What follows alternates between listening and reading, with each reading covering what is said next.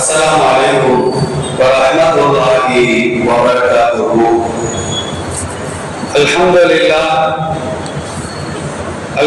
لله نحمده ونستعينه ونستغفره ونؤمن به ونتوكل عليه ونعوذ بالله من شرور أنفسنا ومن سيئات أعمالنا. من يهده الله فلا مضل له ومن يضلل فلا هادي له. ونشهد أن لا إله إلا الله وحده لا شريك له. ونشهد أن سيدنا محمدا عبده ورسوله. أما بعد، فقد قال الله تبارك وتعالى في محكم التنزيل والفرقان المجيد: أعوذ بالله من الشيطان الرجيم. إن الله وملائكته يصلون على النبي يا أيها الذين آمنوا صلوا عليه وسلموا تسليما. اللهم صل على محمد وعلى آل محمد كما صليت على إبراهيم وعلى آل إبراهيم إنك حميد مجيد. اللهم بارك على محمد وعلى آل محمد كما باركت على إبراهيم وعلى آل إبراهيم إنك حميد مجيد. கணியத்திற்குரிய எல்லாம் அல்ல அல்லாஹ்வின் நல்லடியார்களே, பாசத்திற்குரிய இஸ்லாமிய பெரியோர்களே, அல்லாஹ்வுடைய மாபெரும் கிருபையினால் சங்கையான ஜும்மாவுடைய நாளிலே அல்லாஹ்வை பற்றியும் அல்லாஹ்வுடைய திருத்தூதர் நம் உயிரினும் மேலான நபிகள் நாயகம் ஸல்லல்லாஹு அலைஹி வஸல்லம் அவர்களை பற்றியும் இந்த மார்க்கத்தை பற்றியும் பேசுவதற்கும் கேட்பதற்கும் நாம் எல்லாம் ஒன்று இருக்கின்றோம். இந்த சபையிலே நாம் எதை பேசுகின்றோமோ, எதை நாம் கேட்கின்றோமோ, அதை நம்முடைய வாழ்க்கையில் கொண்டு வந்து வராதவர்களுக்கும் எடுத்து சொல்லக்கூடிய தாயிகளாக என்னையும் உங்களையும் நம் குடும்பத்தார்களையும் வருங்கால நம்முடைய சந்ததிகளையும் அல்லாஹ் ரப்பல் ஆலமீன் முழுமையாக ஆக்கி அருள் புரிவானாக. ஆமீன். கண்ணியத்திற்குரிய அல்லாஹ்வின் நல்லடியார்களே, அல் குர்ஆனிலே பல இடங்களில் அல்லாஹ் ஒரு செய்தியை வலியுறுத்தி சொல்லிக் கொண்டே இருப்பார். மறுமை நாள் ஆகிரத்தை நம்பியவர்கள் நாம் எல்லாம் மறுமை நாள் ஆகிரத்தில் ஒன்று சுவர்க்க வாழ்க்கை அல்லது நரக வாழ்க்கை, இதையும் நாம் நம்பி இருக்கின்றோம். மறுமை நாள் ஆகிரத்தில் நாம் சுவர்க்கத்திற்கு செல்வதாக இருந்தால் நரகத்தை எட்டி பார்த்துவிட்டு சுவர்க்கத்திற்குள்ளால் நுழைவதாக இருந்தால் அல்லாஹ் நம்மிடம் இருந்து ரெண்டு விஷயங்களை மாத்திரம் எதிர்பார்க்கிறார். ரெண்டே ரெண்டு காரியங்கள். ஒன்று ஈமான், இறை நம்பிக்கை. இரண்டாவது அமலே சாலிகா, நல்லறங்கள். இந்த ரெண்டு காரியத்தையும் நானும் நீங்களும் பரிபூரணமாக நிறைவேற்றிவிட்டால் கபருடைய வாழ்க்கையும் சுகந்தமான ஒரு வாழ்க்கையாக அமையும். அதற்கு பின்னால் இருக்கக்கூடிய நிரந்தரமான முடிவே இல்லாத அந்த வாழ்க்கையும் சுகந்தமான ஒரு வாழ்க்கையாக அமையும் என்பதை உலக பொதுமறையாம் அல் குர்ஆன் சூரத்துல் பக்ராவில் இருந்து கடைசி வரையிலும் இந்த கருத்தை பதிவு செய்து கொண்டே இருக்கின்றது. சூரத்துல் பக்ராவை நாம் திறந்து பார்க்கின்றோம். 227வது வசனம்: இன்னல்லதீன ஆமனு வ அமிலு ஸாலிகாத்தி. ஈமான் கொண்டு யார் நல்லறங்களை செய்கிறார்களோ அந்த நல்லறங்களிலே இரண்டு நல்லறத்தை அல்லாஹ் சொல்லி காட்டுகின்றார். வகாமு ஸலாத்த வ ஆத்தவு ஸகாத்த. தொழுகையை நிலைநாட்டுவார்கள், ஜகாத்தை கொடுப்பார்கள். இந்த ரெண்டு இருக்குத ஒரு வண்டியின் ரெண்டு சக்கரங்களை போன்று, ஒரு நாணயத்தின் இரண்டு பக்கங்களை போன்று. ஒன்று இருந்தால் மற்றொன்று இருக்க வேண்டும். ஒன்று மாத்திரம் இருந்தால் மற்றொன்றுக்கு மதிப்பு கிடையாது. ஒரு சக்கரத்தை வைத்துக் கொண்டு வண்டியை நாம் ஓட்ட முடியுமா? நாணயத்தின் ஒரு பக்கம் மாத்திரம் நன்றாக இருக்கிறது, மறுபக்கம் தேய்ந்து அழிந்திருந்தது என்றால் அந்த நாணயம் எவ்வாறு செல்லுபடியாகாதோ அதுபோன்றுதான் ஈமான் மட்டும் இருக்கிறது, நல்லறங்கள் இல்லை. நல்லறங்கள் மட்டும் இருக்கிறது, ஈமான் இல்லை. அல்லாஹ் அவர்களின் செயல்பாடுகளை நிச்சயமாக ஏற்றுக்கொள்ள மாட்டான் என்பதை நபிகள் நாயகம் ஸல்லல்லாஹு அலைஹி வஸல்லம் சொல்வார்கள்.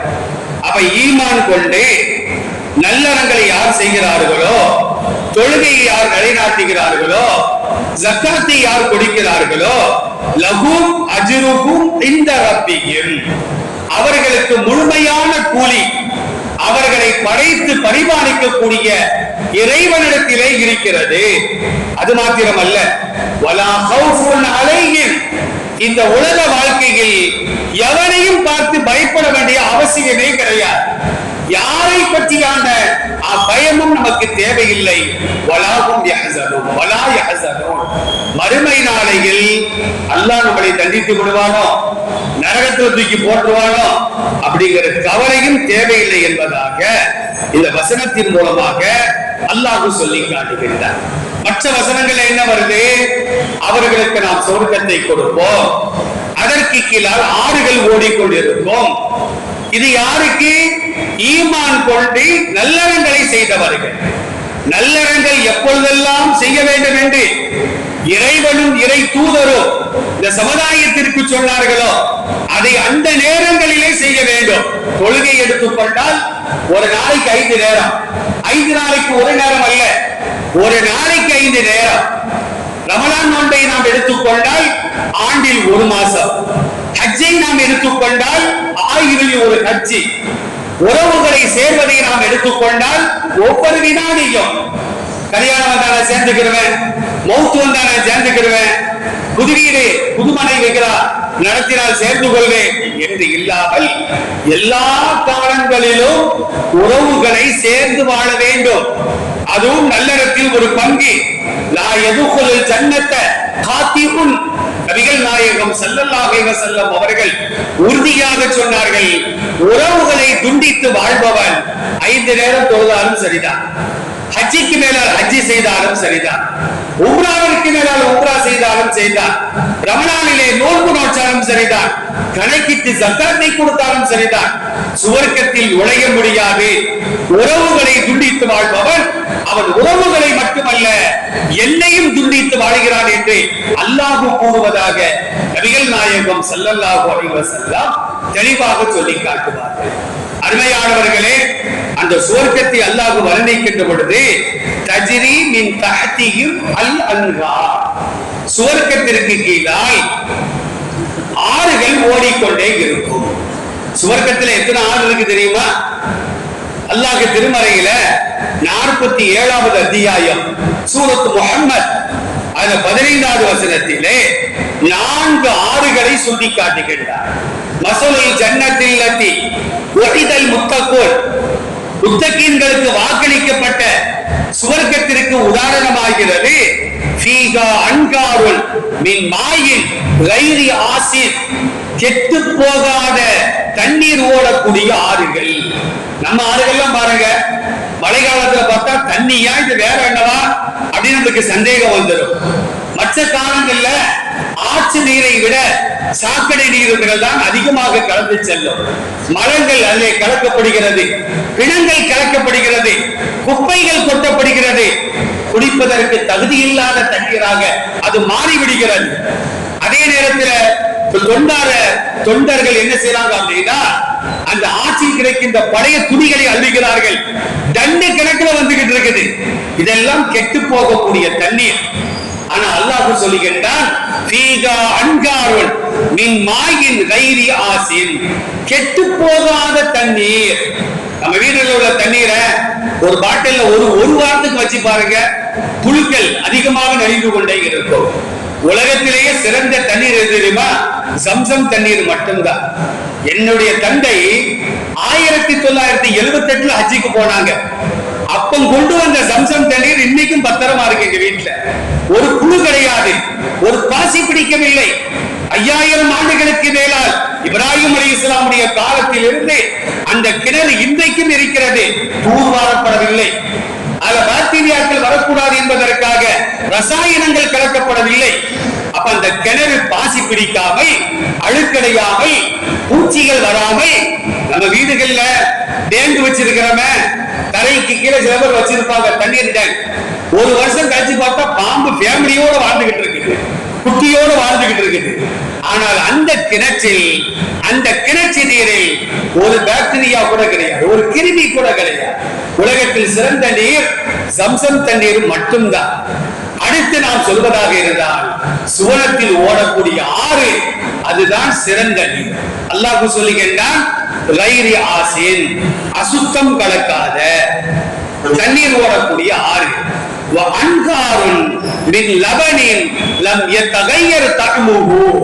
ருசி மாறாத பாலாறு. நம்ம வீடுகள்ல பால் வாங்குறமே, வாங்கி ஒரு 2 மணி நேரம் காய்ச்சாம வச்சு பாருங்க, பால் தெரிஞ்சிடும், கெட்டு போயிடும். ஆனால் சுவனத்திலே எந்த மாடுகளால் அல்லாஹ் பாலை கறந்தான்? அல்லாஹ்வுடைய வல்லமையினால் உருவாக்கப்பட்ட பால். அந்த பாலை காய்ச்ச வேண்டிய அவசியம் கிடையாது, அதே நேரத்தில் ஃப்ரிட்ஜில் வைக்க வேண்டிய அவசியம் கிடையாது, அதை பக்குவமாக பயன்படுத்த வேண்டிய அவசியம் கிடையாது. அது கெட்டு போகாத தன்மையுடைய பால், அந்த பாலால் ஓடக்கூடிய ஆறு அப்படின்னு அல்லாஹ் சொல்லிவிட்டு அடுத்து சொல்றான், அருந்தக்கூடியவர்களுக்கு இன்பத்தை தரக்கூடிய, மகிழ்வை தரக்கூடிய மது ஆறுகள் அங்கே ஓடிக்கொண்டிருக்கும். மது ஆறு அங்கே ஓடிக்கொண்டிருக்கும். அடுத்து சொல்லுகின்றான், தூய்மையான தேனாறு அங்கே ஓடிக்கொண்டிருக்கும் என்று அல்லாஹ் ரப்பல் ஆலமீன் இந்த வசனங்களிலே சொல்லி காட்டுகின்றானே. இந்த ஆறுகள், அங்கே தரப்படுகின்ற கனிகள், பழ வகைகள், இன்பங்கள் நமக்கு கிடைக்க வேண்டுமானால் அதற்கு 2 ஷரத்து. ஒன்று ஈமான், அது நம்மளுடைய இருக்கு. 2வது அமலே சாலிகா, அதான் தொங்கிக்கிட்டு இருக்குது. செய்யலாமா செய்யக்கூடாது? இது வியாபார நேரம், பண்டிகை காலகட்டங்கள், தொழக்கூடிய தொழுகையாளிகள் கூட இஷாவோடு சேர்த்து நாம தொழுதுக்குருவோம். ஃபஜ்ர், லுஹர், அஸர், மக்ரிப், இஷா. இன்னும் சில பேர் ஒரு வாரம் கழிச்சு 35 வக்தையும் நம்ம மொத்தமா தொழுதுக்குருவோம் என்று சொல்லக்கூடியவர்களையும் இன்றைக்கு சமுதாயத்தில் கண்கூடாக பார்த்து வருகின்றோம். அருமையானவர்களே, சுவர்க்கம் கிடைத்து விட்டது. ஒரு இடத்தை நாம் வாங்கிவிட்டோம். அந்த இடத்துல கெட்டிடங்கள் இல்ல, சும்மா நம்ம உட்கார்ந்துட்டா இருப்போம். மனைவி மக்களோடு வா, நம்ம இடத்துல போய் படுத்துக்குருவோம், நம்ம இடத்துல குளிப்போம், நம்ம இடத்துல சாப்பாடு பொங்குவோம், சாப்பிடுவோம், அந்த வெட்ட வெளியில படுத்துக்குருவோம். யாராவது சொல்லுவோமா? இடத்தை வாங்கியாச்சு, அடுத்து நம்ம வீட்டை கட்டணும். சுவர்க்கம் கிடைத்து விட்டது. சுவர்க்கத்தில் ஒரு மாளிகை, ஒரு வீடு கட்டப்பட வேண்டுமானால் அதற்கு நபி ஸல்லல்லாஹு அலைஹி வஸல்லம் சில வழிமுறைகளை நமக்கு சொல்லி காட்டுகிறார்கள். அந்த வழிமுறைகள் இருந்தால்தான் சுவர்க்கத்திலே வீடுகள் கிடைக்கும். இல்லை என்றால் அங்க படுத்துக்கிற வேண்டியதான், பிளாட்பாரத்தில் படுத்த மாதிரி. அதுவும் சுவர்க்கம் தான். ஆனா மாட மாளிகைகளிலே படுத்த சுகம் பிளாட்பாரத்தில் படுத்தவர்களுக்கு நிச்சயமாக கிடைக்காது என்பதையும் இந்த மார்க்கம் சொல்லி காட்டுகிறது. சொர்க்கத்தில எனக்கும் உங்களுக்கும் மாட மாளிகைகள் கிடைக்க வேண்டுமானால் அதற்கு பெருமானார் ஸல்லல்லாஹு அலைஹி வஸல்லம் சில வழிமுறைகளை கற்றுத் தருகிறார்கள். ஒன்று என்ன அப்படின்னா, ஃபர்ல் அல்லாம ஒரு நாளைக்கு ஃபர்ல் 17 ரக்காத்துகள், ஃபஜ்ர்ல ஆரம்பிச்சு இஷா வரைக்கும் 17 ரக்காத்துகள் ஃபர்ல் நாம் தொழுகின்றோம். அந்த 17 போக ஒரு 12 ரக்காத்துகள் சுன்னத்தை யார் வழமையாக தொழுது வருகிறாரோ அவருக்கு அல்லாஹ் சுவர்க்கத்தில் ஒரு மாட மாளிகையை கட்டுவான். நபி ஸல்லல்லாஹு அலைஹி வஸல்லம் சொல்றாங்க. ஆயிஷா ரலியல்லாஹு அன்ஹா அறிவிக்கக்கூடிய செய்தி நசாயி என்ற நூல்ல 1469வது ஹதீஸாக பதிவு செய்யப்படுகிறது. மன் சாபர அலா சிந்தை அஷரத்த ரகாத்தன் மினஸ் சுன்னா, சுன்னத்தான 12 ரக்காத்துகளை யார் தொடர்ந்து தொழுது வருகிறாரோ, ஃபர்ல தொழுத பின்னால, ஃபர்ல தொழுதாம சுன்னத்தை மட்டும் பிடிக்க கூடாது. இமாம் கஸாலி ரஹ்மத்துல்லாஹி அலைஹி ஒரு உதாரணத்தை சொல்வார்கள். ஒரு ஆள் பள்ளிவாசலுக்கு வந்தாராம், பெரிய தலப்பா கட்டி இருக்கிறாரு. தலப்பா கட்டுறது சுன்னத்து, ஆனா சட்டை போடல, வேஷ்டி உடுத்தல, நிர்வாணமா பள்ளிவாசலுக்கு வராரு. என்னப்பா தலப்பா கட்டி இருக்கிற, சுண்ணத்துங்க அப்படிங்கிறாரு. பரல பாருப்பா, அது வெளியே கிடக்குது. பரல நீ செய், அப்புறமா நீ சுண்ணத்தை செய். அப்பதான் அல்லாஹ் உனக்கு கூலியை தருவானே தவிர சுண்ணத்தை மட்டும் பிடிக்கிறது, பரல காத்துல பறக்க விடுறது அல்லாஹ்க்கு கூலியை தரமாட்டான். அந்த அடிப்படையில பரல தொழுத பின்னால் 12 ரக்காத்துகள், 12 ரக்காத்துகள்னா என்ன? நபி ஸல்லல்லாஹு அலைஹி வஸல்லம் தெளிவாக சொல்வார்கள், 40 ரக்காத்தின் கபலல் லுஹரி, லுஹருக்கு முன்னால் 4 ரக்காத்துகள், வபஅதஹா இஸ்னத்தைனி ரக்காத்தைனி பஅதஹா, லுஹருக்கு பின்னால 2 ரக்காத்து. பின் சுன்னத்துல யாருமே தொழுற மாதிரி தெரியல. இரண்டாவது சலாம் கொடுக்கும்போதே செருப்பு போடுற சத்தம் தான் கேட்கு பெரும்பாலான பள்ளிவாசல்கள்ல. சுன்னத்தை நாம் தொழுக வேண்டும். பர்லில் ஏற்பட்ட குறைகளை அல்லாஹ் சுன்னத்தின் மூலமாகத்தான் நிவர்த்தி செய்வான் என்பதாக முஹம்மது ஸல்லல்லாஹு அலைஹி வஸல்லம் தெளிவாக சொல்வார்கள். அப்ப லுஹருக்கு முன்னால 4, லுஹருக்கு பின்னால 2, மக்ரிபுக்கு பின்னால 2, இஷாவிற்கு பிறகு 2, ஃபஜ்ருக்கு முன்னால் 2, ஆக மொத்தம் 12 ரக்காத்துகளை ஒருவர் தொழுவாரேயானால் வனல்லாஹு லஹு பைத்தன் ஃபில் ஜன்னah, சுவர்க்கத்திலே அவருக்கு அல்லாஹ் அழகான ஒரு மாளிகையை கட்டுவான் என்று பெருமானார் ஸல்லல்லாஹு அலைஹி வஸல்லம் சொல்லி காட்டுகிறார்கள். நம்ம வீட்டில் உள்ள தாய்மார்களுக்கும் இந்த சட்டத்தை நாம் சொல்ல வேண்டும். தனியாக தொழுதாலும் சரிதான், ஜமாத்தோடு தொழுதாலும் சரிதான், சுன்னத் தொழுகைக்கு நேரம் கிடந்தால் சுன்னத்து தொழுது விட்டு தான் ஃபர்லிலே கலந்து கொள்ள வேண்டும். அடுத்து ரசூலுல்லாஹ் சொல்றாங்க, சூரத்துல் இக்லாஸ், குல் ஹுவல்லாஹு அஹத் அல்லாஹுஸ் ஸமத் லம் யலித் வலம் யூலத் வலம் யகுல் லஹு குஃபுவன் அஹத். இந்த சூரா எப்ப இறங்குது தெரியுமா? யூதர்கள் ரசூலுல்லாஹ்ட்ட வராங்க, சிஃப்லனா ரப்பக யா முஹம்மத், முஹம்மதே உன் இறைவன் எப்படிப்பட்டவன் எங்களுக்கு வர்ணித்து தாருங்கள். இந்த கேள்வியை கொண்டு போய் நாட்டு சமுதாயத்துல நிச்சயமா கேட்க முடியாது. எந்த நாட்டு கடவுளை நீங்க கேட்கறீங்க? தமிழ்நாட்டு கடவுளா, கேரளா கடவுளா, அந்த ஜாதி கடவுளா, இந்த ஜாதி கடவுளா? ஜாதியையும் மாநிலத்தையும் அவர்கள் கேட்டுக் கொண்டிருப்பார்கள். ஆனா இதே கேள்விய உலகத்தில் எந்த மூலை முடுக்குகளிலும் உங்கள் இறைவன் எப்படிப்பட்டவன் என்று கேட்டால் ஒட்டுமொத்த இஸ்லாமிய சமூகமும் இந்த சூறாவை ஓதி காட்ட வேண்டும். நபியே நீங்கள் சொல்லுங்கள், ஹுவல்லாஹு அஹதுன், அகதுனா ஒருவன் அல்ல, தனித்தவன் என்று சொல்ல வேண்டும். ஒருவன் அப்படின்னா என்ன அர்த்தம் தெரியுமா? தமிழ் இலக்கணத்துல 10 பேர் இருக்கிறான், அதுல இவன் ஒருத்தன் அப்படிங்கிற மாதிரி வந்துடும். அப்படியே அல்லாஹ் 10 அல்லாஹ்வா இருக்கிறான்? 2 அல்லாஹ் கூட கிடையாது. லவ்கான ஃபீஹிமா ஆலிகத்துன் இல்லல்லாஹு லஃபஸததா, அல்லாஹ் திருக்குர்ஆன்ல சொல்றான், அல்லாஹ் அல்லாத பல கடவுள்கள் உலகத்தில் இருப்பார்களே ஆனால் உலகம் என்னைக்கே நாசமாக இருக்கும். ஆனா உலகம் நாசமா இருக்குதா? உலகம் ஒவ்வொரு நாளைக்கு வளர்ந்து கொண்டே செல்கிறது. ஒரு காருக்கு ஒரு நேரத்துல ஒரு டிரைவர் தான் இருக்கணும். 2 டிரைவர் நீ பிரேக் போடு, நான் ஆக்சிடென்ட் அமுக்கிறேன், அது வேற புளிய மரத்தை நோக்கி தான் போகும், உருப்படாமல் போய்விடும். அதனால இந்த உலகத்தை படைத்து பரிமாறிப்பதற்கு ஒரு கடவுள் தான், அவன் ஒருவன் அல்ல, அகதுல், அவன் தனித்தவன் என்று நபியே நீங்கள் சொல்லுங்கள். அல்லாஹு ஸமத், அல்லாஹ் தேவையற்றவன். அவனுக்கு ஆடை தேவையா, உணவு தேவையா, உறக்கம் தேவையா, மனிதர்களுக்கு எதெல்லாம் தேவைப்படுகிறதோ அவைகள் அனைத்தையும் விட்டோம் அவன் தேவையற்றவன். சமதன்னா தேவையற்றவன் என்பது பொருள்.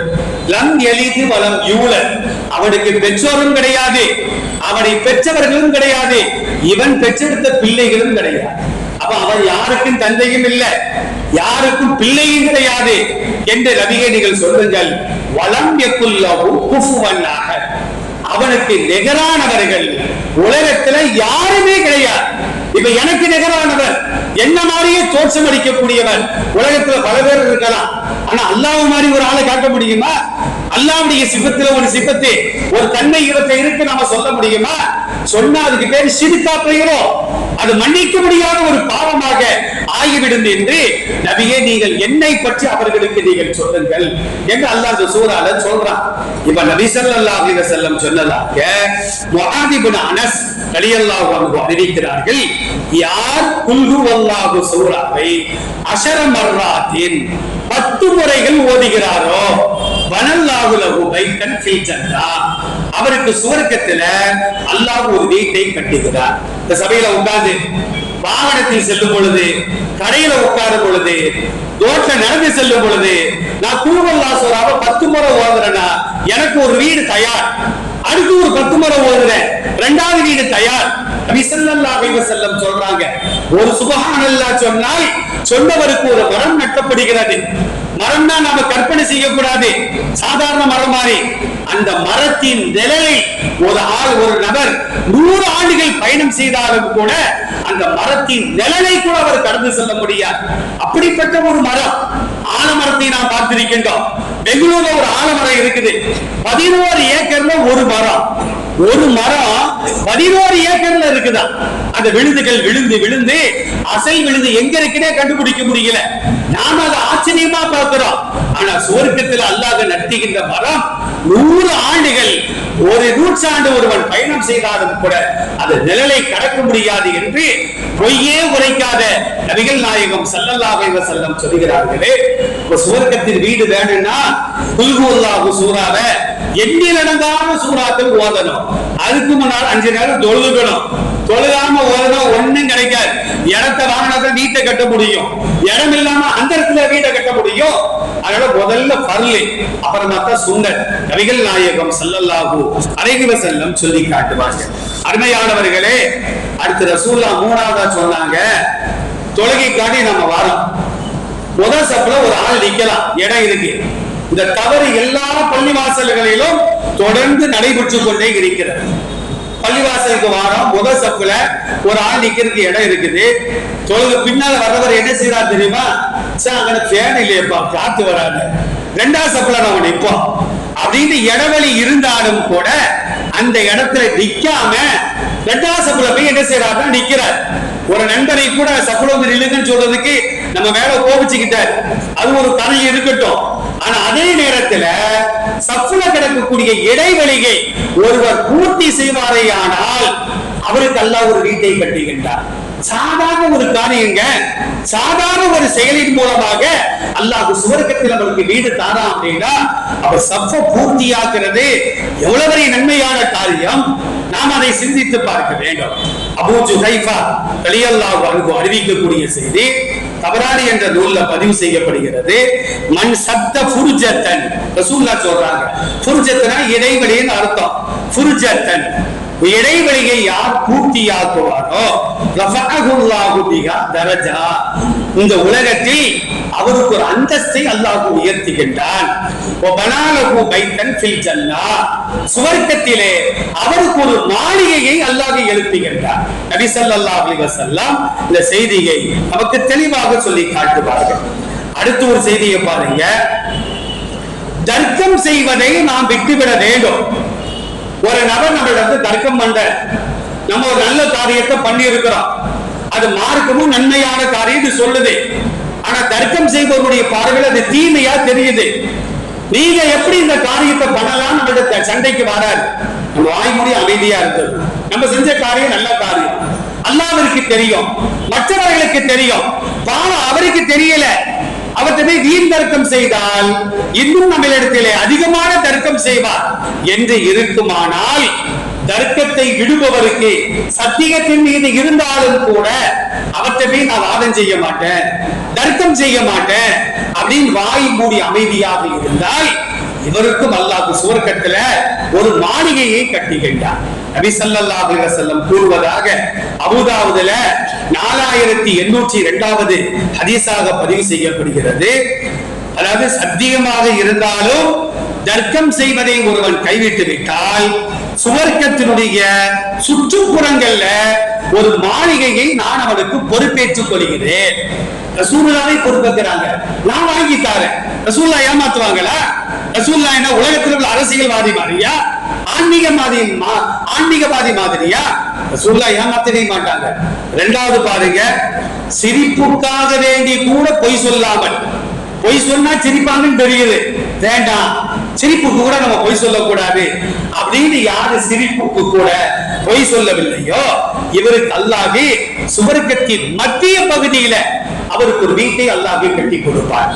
3வது ரசூலுல்லாஹ் சொன்னாங்க, யார் தன் குணத்தை அளவுபடுத்திக் கொண்டானோ நற்குணத்தோடு வாழ்கிறானோ இவருக்கு அல்லாஹ் உயர்ந்த சுவர்க்கத்தில் ஜன்னத்தில் ஃபிர்தௌஸில் அல்லாஹ் அவருக்கு மாளிகை எழுப்புவான் என்பதாக நபிகள் நாயகம் ஸல்லல்லாஹு அலைஹி வஸல்லம் இது மூன்றாவதாக சொல்லி காட்டுகிறார்கள். அடுத்து ஒரு செய்தி என்ன அப்படின்னா, உஸ்மான் ரலியல்லாஹு அன்ஹு அறிவிக்கக்கூடிய செய்தி திருமதி என்ற நூல்ல, புகாரியில, இப்னு மாஜால சஹீஹான செய்தியாக பதிவு செய்யப்படுகிறது. அல்லாஹ்விற்காக வேண்டி அல்லாஹ்வை வணங்குவதற்காக ஒருவர் ஒரு பள்ளிவாசலை கட்டி கொடுத்தார். பள்ளிவாசலை கட்டி கொடுக்க முடியல, என்னால ஒரு 10 மூடு சிமெண்ட் தான் வாங்கி கொடுக்க முடியும், ஒரு 1000 செங்கல் தான் வாங்கி கொடுக்க முடியும், ஒரு மணல் தான் வாங்கி கொடுக்க முடியும். நம்மளால இயன்ற ஒரு உதவியை நாம் செய்தால் அது போன்ற ஒரு இல்லத்தை அல்லாஹ் அவருக்கு சுவர்க்கத்திலே கட்டுவான். மற்றொரு செய்தியை பாருங்க, பள்ளிவாசலை கட்டி கொடுக்கிறது அவர் அல்லாஹ்விற்காக கட்டி கொடுக்கணும். பாரு, பள்ளிவாசலுக்கு நான் ரூபாய் தருவேன், என் பேரை தான் நீ போடணும், அந்த ஃபேன்ல என் பேரை போடணும், அந்த கேட்ல என் பேரை போடணும். பேரை போட்டதான் அழுகி போத. யார் செய்த தர்மத்தை சொல்லி காட்டுவானோ, யார் செய்த உபகாரங்களை செய்து காட்டுவாரோ அதன் மூலமாக அவர் செய்த தர்மம் பாழாகிவிடும் என்பதாக அல்லாஹ் உலக பொதுமறையாம் அல்குர்ஆன்ல ஒரு வசனத்தின் மூலமாக சொல்லி காட்டுகின்றார். அதனால பள்ளிவாசல் கட்டி கொடுப்பதற்கு வருவார்களே ஆனால் அது 100% உண்மையாக இருக்குமானால் நம்மால் என்ற உதவிகளை ஒரு திருமணத்திற்கு கோடிக்கணக்கான ரூபாய் செலவு செய்கின்றோம், அது சுவர்க்கத்தை நமக்கு பெற்று தருமா? அது வீண்வரையும் கிடையாதா? நரகத்திற்குத்தான் வழிகாட்டும் அது. ஆனால் சுவர்க்கம் செல்வதற்கு ரசூலுல்லாஹ் சொன்னாங்க, ஒரு பறவையின் கூண்டை போன்று ஒரு சின்ன பள்ளிவாசலை நாம கட்டி கொடுத்தாலும் அல்லாஹ் அவருக்கு சுவர்க்கத்திலே ஒரு மாளிகை எழுப்புவான் என்பதாக நபிகள் நாயகம் ஸல்லல்லாஹு அலைஹி வஸல்லம் சொல்லி காட்டுகிறார்கள். அருமையானவர்களே, சுன்னத்துகளை நாம் பேணி தொழுக வேண்டும். அதே நேரத்தில் தர்க்கம் செய்பவர்களோடு நாம் வீண் விவாதம் செய்வது கூடாது. சத்தியத்தை அல்லாஹ் அறிவார், எனவே அந்த தர்க்கத்தை நாம் விட்டுவிட வேண்டும். அதே நேரத்தில் பெருமானார் சொல்வதை போன்று சஃப்புகள்ல இடைவெளி கடந்தால் சஃப்பை நாம் பூர்த்தியாக்க வேண்டும். நம்ம பள்ளியில கூட என்ன செய்யறாங்கன்னா, முதல்ல இடது பக்கமா நிக்கிறாங்க. ரசூலுல்லாஹ் என்ன சொன்னாங்க அப்படின்னா, முதல்ல வலது பக்கத்தை தான் பூர்த்தியாக்க வேண்டும். இமாமுடைய வலது பக்கம் பூர்த்தியான பின்னால்தான் இடது பக்கத்திற்கு வர வேண்டும். யார் வலது பக்கத்திலே இருக்கிறார்களோ அல்லாஹ் அவர்களுக்கு கிருபை செய்வானாக ரசூலுல்லாஹ் துஆ செஞ்சிருக்கிறாங்க. அல்ல தயவு செய்து முதல்ல இமாமுடைய வலது பக்கம் அதை பூர்த்தியாக்கி விட்டு இடம் இல்லைன்னா தான் இடது பக்கத்துல வரணும். சஹாபாக்கள் கேட்கிறாங்க, அவ இடது பக்கத்துல உங்களுக்கு துஆ செய்ய மாட்டீங்களா? ரசூலுல்லாஹ் சொன்னாங்க, வலதை பூர்த்தியாக்கி பின்னால் யார் இடது பக்கம் வருகிறார்களோ அவர்களுக்கும் அல்லாஹ் அருள் புரிவானாக என்று பெருமானார் துஆ செய்தார்கள். இந்த துஆவிற்கு ஆளாகக்கூடிய நன்மக்களாக என்னையும் உங்களையும் நம் குடும்பத்தார்களையும் வருங்கால நம்முடைய சந்ததிகளையும் அல்லாஹ் ஆக்கி அருள் புரிவானாக. வாஹிரு தஅவானா அல்ஹம்துலில்லாஹி ரப்பில் ஆலமீன். அஸ்ஸலாமு அலைக்கும் வரஹ்மத்துல்லாஹ்.